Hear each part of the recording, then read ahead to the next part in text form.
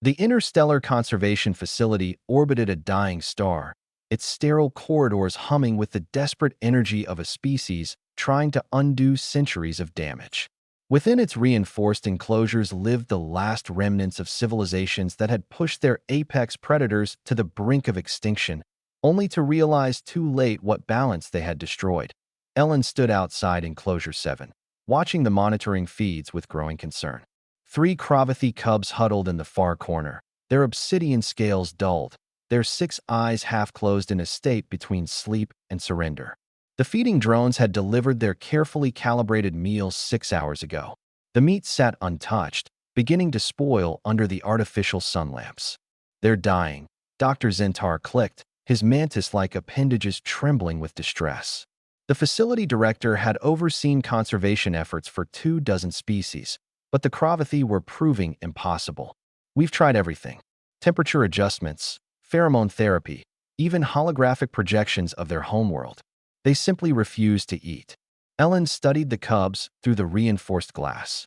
The Cravathi had once been the apex predators of Kravani's prime, 4-legged hunters with retractable claws that could shred through bone, and a predatory intelligence that had made them legends across 3 sectors.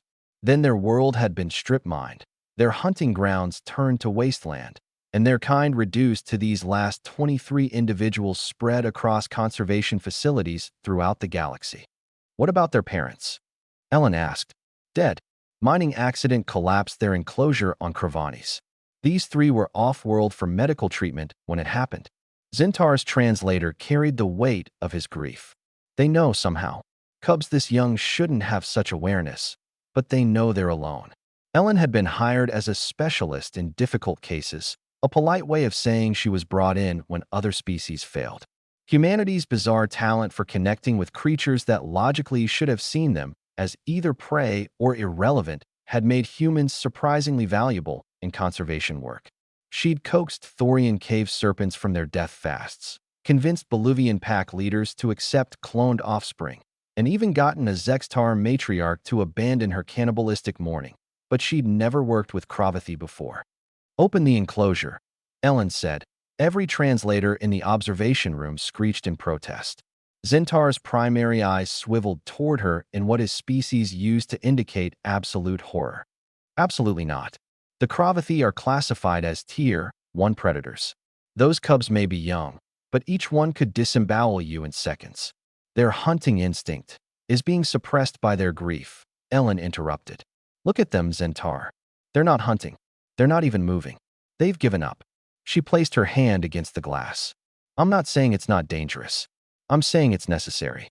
The silence that followed was broken only by the hum of life support systems and the quiet whimper of the smallest cub, a sound that shouldn't have carried through the soundproofed barriers, but somehow did to Zentar's appendages stilled.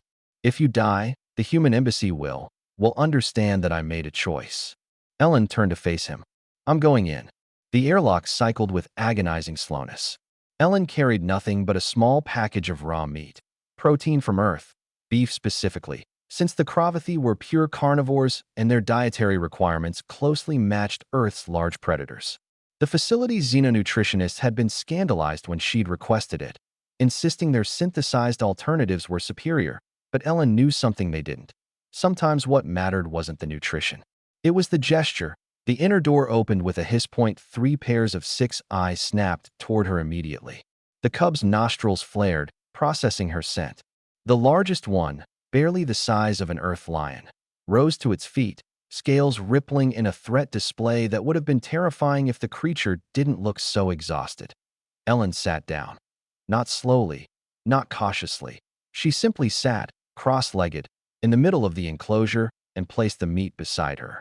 Then she began to eat her own rations, a simple protein bar, chewing methodically while the cubs watched. The smallest one, Taro, according to the facility records, tilted his head.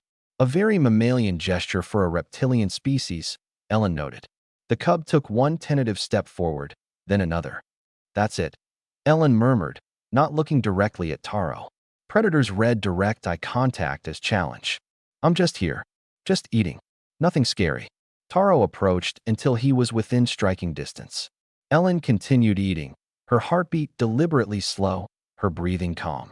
She'd learned long ago that prey smelled like fear, and fear triggered hunting instinct. But if you weren't afraid, if you were simply present, simply existing in the same space, predators didn't quite know what to do with you. Taro sniffed the meat beside her. Then, with agonizing slowness, he settled down next to Ellen, his warm scales pressing against her thigh, and began to eat. The other two cubs watched for another moment. Then, as if a spell had broken, they approached. Not rushing, not aggressive. They simply came, settled around Ellen in a rough circle, and began to devour their abandoned meals with the desperate hunger of creatures who had finally found a reason to survive. Ellen sat perfectly still, surrounded by apex predators, and continued eating her protein bar in the observation room. Zentar watched in silence.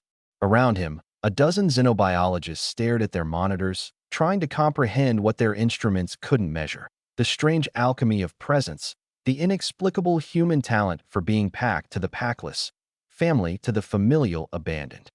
I don't understand, one of the researchers whispered. What did she do? Zentar's translator was quiet for a long moment.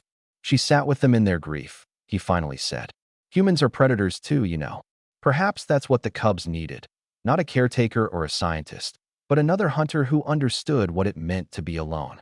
3 hours later, when Ellen finally stood to leave, Taro followed her to the airlock. He didn't try to escape, didn't show aggression. He simply pressed his head against her hand once, a gesture of recognition, before returning to his siblings. From that day forward, the cubs ate. But only when Ellen was there, sitting beside them, sharing the simple communion of a meal among survivors. The galaxy had many mysteries. But perhaps the greatest was this, that sometimes salvation didn't come from superior technology or advanced medicine. Sometimes it came from the simple act of one broken creature sitting beside another, saying without words, "You are not alone. We will survive this together." And in the cold mathematics of the universe, that illogical, impossible human gesture made all the difference.